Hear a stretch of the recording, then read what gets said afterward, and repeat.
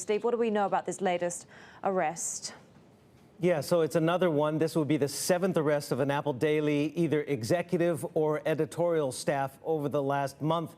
Of course, a couple of weeks ago, we had 5 key arrests, including the editor-in-chief of the Apple Daily and the publisher and CEO of the parent Next Digital.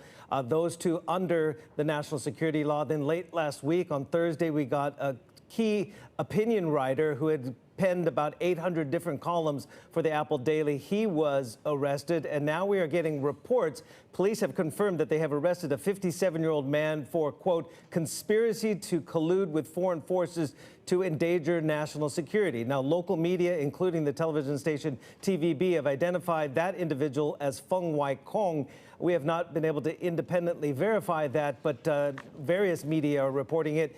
As Mr. Feng, who was the chief opinion writer for the Apple Daily, he was arrested reportedly at the airport, planned heading to the United Kingdom, according to these various media reports.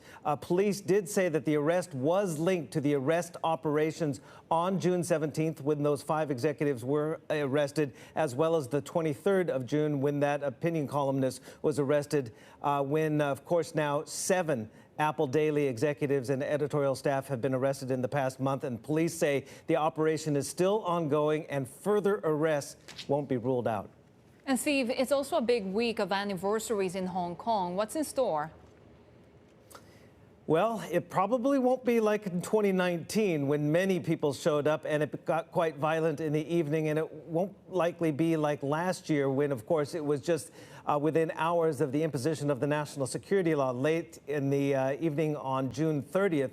Of course, July 1st was the first day of that full day of that law, and people turned out to, I guess, protest and to test the national security law. What we've seen over the last year is a complete crackdown, of course, as well as electoral reform changes and a number of arrests, more than 100 arrests under the national security law. And also last week, we got the first beginning of the first trial under the national security law. Now, HKFP, which is Hong Kong Free Press, has come out and said that various groups have applied for a protest on July 1st.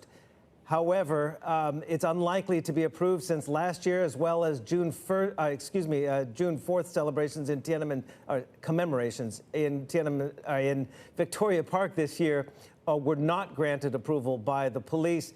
However, keep in mind, July 1st is not only the handover anniversary, but it is also the anniversary of the 100th birthday of the Communist Party. And Beijing will be having a large celebration, and the Global Times in China, state media, saying Hong Kong will have an open and unprecedented scale of celebrations this Thursday.